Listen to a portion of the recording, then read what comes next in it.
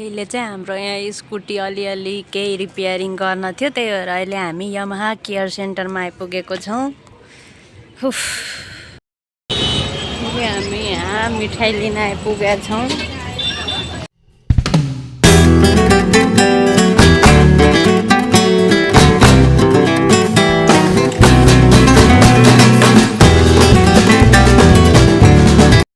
Hello everyone, welcome back to my YouTube channel. So it's me दीक्षिता दास। आज चाहिँ हाम्रो ब्लगको सुरुवात किचनबाट हुँदैछ, किनकि म भर्खर उठेर फ्रेस भइसकेँ अनि अब चाहिँ म किचनमा के गर्छु भन्दाखेरि चिया बनाउँछु।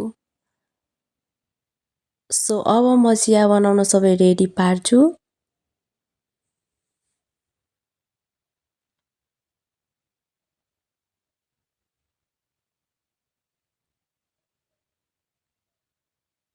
सो म चिया बनाउँदै यहाँ चियाको रेसिपी पनि भन्छु तपाईहरुलाई। सुरुमा चाहिँ पहिला ससप्यानमा पानी हालेको छु। अब यहाँ ग्यास पनि अन गर्नु पर्यो नि।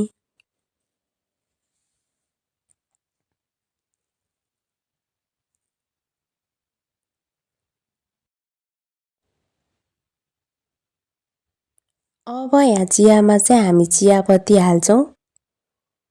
बक्स देखेर चाहिँ कतिजना झुकिनु भएको होला, चियामा च्यवनप्रास किन हाल्दै छिन् भनेर। तर यो च्यवनप्रासको बक्स मात्र हो, भित्र चियापत्ती छ।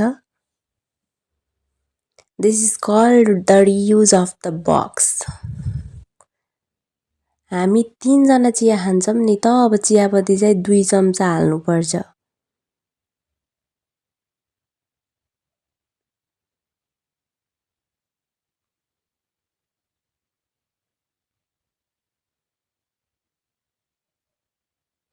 अब हामी चिनी हाल्छौं। फेरि यो पनि च्यवनप्रास हैन है, चिनी हो। Reuse of the container. चिनी चाहिँ हामी 1 2 3 4 5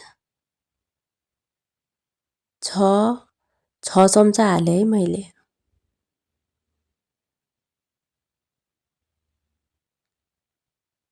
अब यो उम्लिन्छ, त्यतिन्जेल हामी कप सेटअप गर्छौं।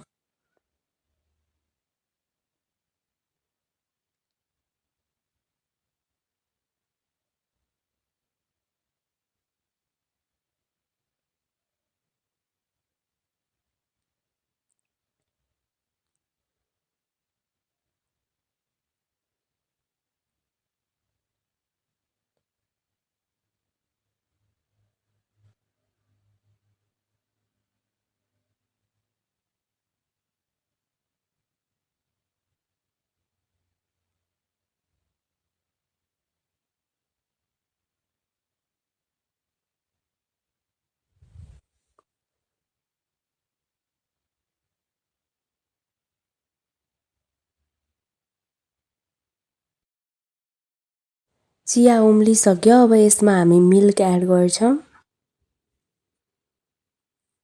बिहान बिहान उठेर मिठो चिया खाइसकेपछि मुड नै एकदम फ्रेस र ह्याप्पी टाइप हुन्छ। मेरो मात्र यस्तो हुन्छ कि तपाईहरुको नि यस्तो हुन्छ?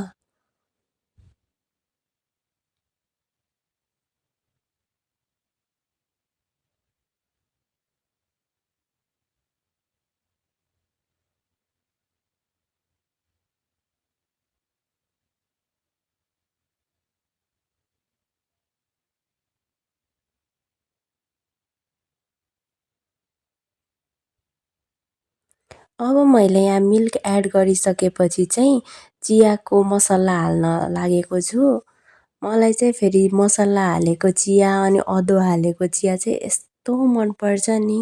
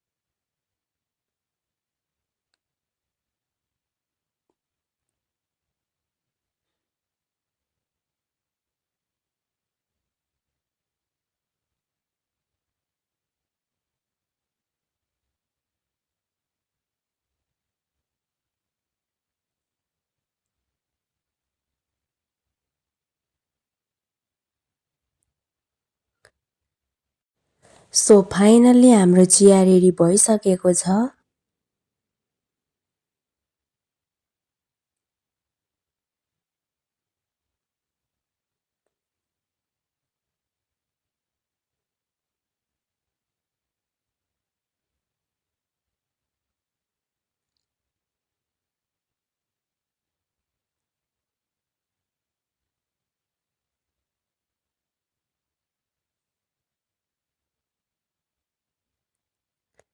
चिया अलमोस्ट रेडी भइसकेको छ। म अब यो चिया मम्मी ड्याडीलाई नि दिन्छु अनि म नि खान्छु।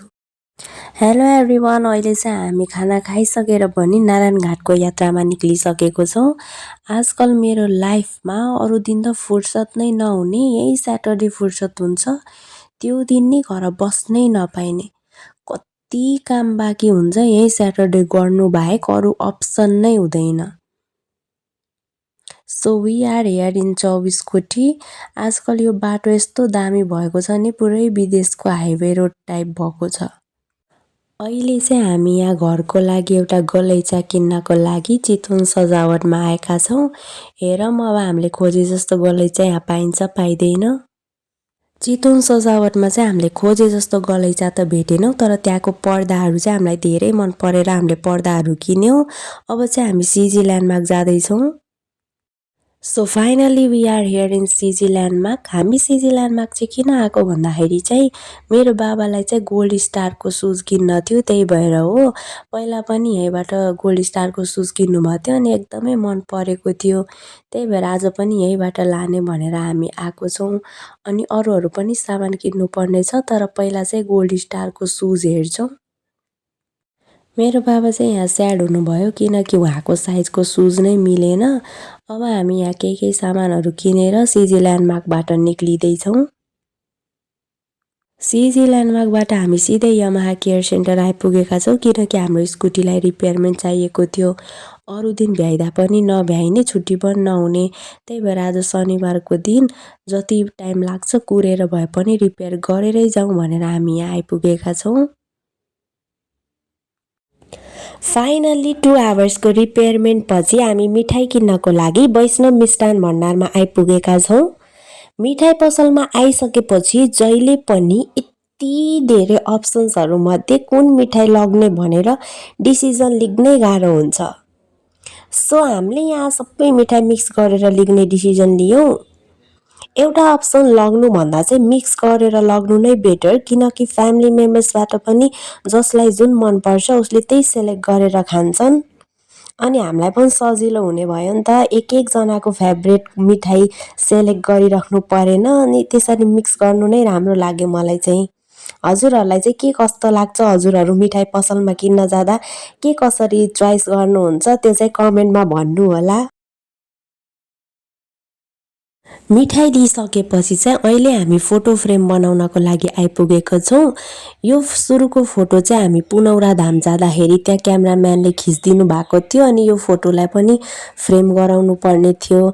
अनि अर्कोवाला फोटो फ्रेम चाहिँ मलाई यहाँ स्कुलमा चाहिँ कृपाले चाहिँ फोटो गिफ्ट दिएकी थिइन् अनि त्यो फोटो पनि बिग्रिहाल्ला कि भनेर मलाई टेन्सन परेको थियो, त्यही भएर आज आएको बेलामा चाहिँ यसमा फ्रेम लगाइहालौँ न त अनि सेफ हुन्छ भनेर यो दुइटै फोटोमा चाहिँ हामीले फ्रेम लगायौँ। अनि अब चाहिँ हामी घर फर्किन्छौँ। हेलो एभ्रिवान, अहिले चाहिँ हामी घर आइपुगिसकेका छौँ अनि आज चाहिँ हामीले बजारमा धेरै सामानहरू किन्यौँ। हाम्रो सपिङ नै यति धेरै भइसकेको छ। सो अब चाहिँ म तपाईँहरूलाई एउटा एउटा सामान खोलेर देखाउँछु। सुरुमा चाहिँ म यो व्हाइट ब्याग खोल्छु। हामी चाहिँ खासमा गलैँचा किन्ने भनेर गएको थियौँ, तर गलैँचा चाहिँ खासै मन परेन। पर्दा चाहिँ यति धेरै मन पऱ्यो कि हामीले यति धेरै किनेर आयौँ। सुरुमा चाहिँ हेर्नु यो पर्दा छ। यो कलर चाहिँ मलाई कस्तो मन पर्यो, यो चाहिँ मेरो फेभरेट कलर भएर होला मलाई यो पर्दा यस्तो मन पर्यो नि। यसमा चाहिँ 2 जोड छ अनि अर्को चाहिँ यो पर्दा छ। यसको पनि प्रिन्ट एकदमै मन पर्यो अनि हामीले यो लिग्यौँ। यो चाहिँ अझै छ है, सेम प्रिन्ट चाहिँ यहाँ चाहिँ टोटल 4 जोड छ। यसमा 2 जोड, यसमा 4 जोड, यति धेरै पर्दा लिग्यौँ हामीले।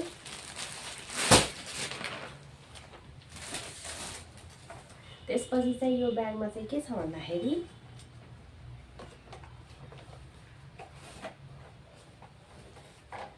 यसमा चाहिँ फोटो फ्रेम छ। यो फोटो फ्रेम चाहिँ हाम्रो पुनौरा धामको हो। यो फोटो चाहिँ हामीले त्यहाँ पुनौरा धाममा चाहिँ क्यामेराम्यानबाट खिचाएको थियौँ। यसमा चाहिँ मम्मी म ड्याडी छौँ भने यसमा चाहिँ मम्मी र ड्याडी मात्र हुनुहुन्छ। हेर्नु यो फोटो कस्तो छ।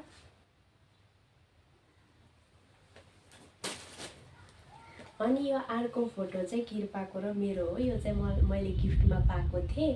किर्पाले मलाई यो फोटो दिएकी थिइन् अनि यो फ्रेमिङ गर्न थियो।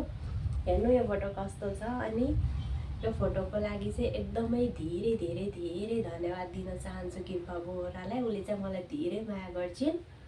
अनि मैले चाहिँ अर्को गिफ्ट पनि पाएको छु। यो नि म तपाईँहरूलाई देखाइहाल्छु है। यो चाहिँ यो फोटो फ्रेम चाहिँ मलाई प्रशान्तले दिएको हो। उसले पनि मलाई गिफ्टमा दिएको हो। उसले चाहिँ पहिले फ्रेमिङ गरेर दिएको थियो। हेर्नु मैले यो दुईटा गिफ्ट पाएको छु। तपाईँहरूलाई मेरो गिफ्ट कस्तो लाग्यो कमेन्ट गर्नु होला।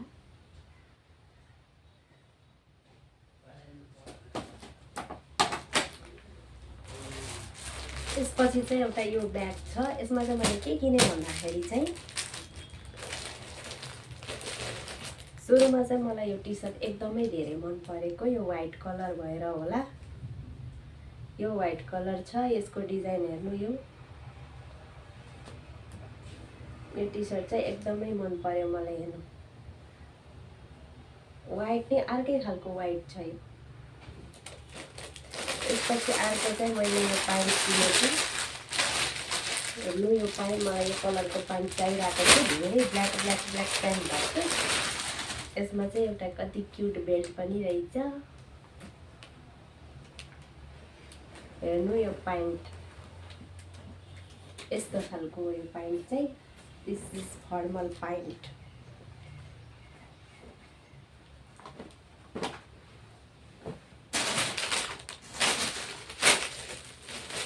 त्यसपछि चाहिँ मैले हेर्थेँ